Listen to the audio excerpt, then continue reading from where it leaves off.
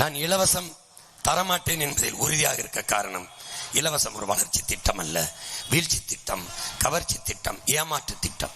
இலவசத்தில் இழந்த பணங்கள் மட்டும் 10.5 லட்சம் கோடி, 1 லட்சம் கோடியை வட்டியை கட்டி கொண்டிருக்கிறோம். இவர்கள் எங்கிருந்து இந்த காசை பெறுவார்கள்? நம்மிடத்திலிருந்து அத்தியாவசியத்தில் வரியாக எடுப்பார்கள். உதாரணமாக மின் கட்டணம் 3 முறை உயர்ந்திருக்கிறது ஐயா ஸ்டாலின் ஆட்சியிலே. சகிக்க முடியாத சொத்து வரி, பத்திரப்பதவு வரி, அத்தியாவசிய அரிசி பருப்பிலை விலை ஏற்றம், இப்படி தவிர்க்க முடியாத பண்டத்தில் விலையை வைத்து வரியை வைத்து விதிப்பார்கள், வசூலிப்பார்கள். பிறகு கடன் வாங்குவார்கள். எதை காட்டி? ஒன்று மண்ணின் வளத்தை, மக்களின் நலத்தை, இது ரெண்டையும் அடமான வைத்து கடன் பெறுவார்கள். இப்போ 10.5 லட்சம் கோடி கடன். இவர்கள் சொல்லி இருக்கிற இலவசங்களை நிறைவேற்ற இன்னும் குறைஞ்சது 5 லட்சம் கோடி கடன் பெற வேண்டும். அப்படி என்றால் இன்னும் 1 லட்சம் கோடி வட்டி கூடும். நாட்டின் பட்ஜெட் 3 லட்சம் கோடி தான். 2 லட்சம் கோடி வட்டி போய்விட்டால் 1 லட்சம் கோடி வைத்து என்ன நலத்திட்டத்தை நிறைவேற்றுவீர்கள்? எதை நிர்வாகம் செய்வீர்கள்? காவல்துறைக்கு சம்பளம், ஆசிரியருக்கு சம்பளம், போக்குவரத்து தொழிலாளருக்கு, மருத்துவர்களுக்கு சம்பளம், எப்படி கொடுத்து நாட்டை நிர்வகிப்பீர்கள்? தேவையற்ற கலகமும் கிளர்ச்சியும் இந்த மண்ணில் வெடிக்கும். இப்பவே வாத்தியார்கள் சம்பள உயர்வு கேட்டு வீதியில் நிற்கிறார்கள்.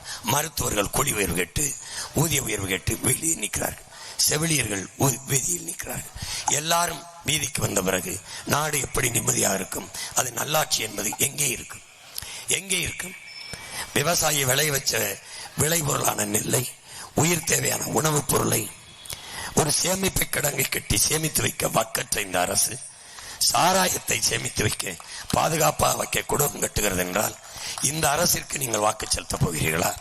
படிக்க வைத்த பிள்ளைகளை அறிவார்ந்த சமூகமாக உருவாக்கி அவர்களுக்கு படிப்புக்கேற்ற வேலை கொடுத்து வளர்த்தெடுக்க துடிக்காமல் குடிக்கிற மக்களின் எண்ணிக்கையை பெருக்கி நாட்டை குட்டியச்சுவராக்கிற தலைவர்களுக்கு மறுபடியும் நீங்கள் வாக்கு செலுத்த போகிறீர்களா? இந்த 3 கட்சிகளில் உங்கள் மகனை தவிர எவனாவது ஒருவன் நான் வந்தால் டாஸ்மார்க்கை மூடுவேன் என்று சொல்வதை பார்த்தீர்கள்? சொல்ல மாட்டார்கள். ஏன்? அவர்களுக்கு பயம். அவர்களுக்கு பயம். எப்படியாவது வென்றாக வேண்டும், இந்த மக்களை ஆண்டாக வேண்டும், ஆள வேண்டும் என்று நினைக்கிறார்கள். நான் அப்படி அல்ல.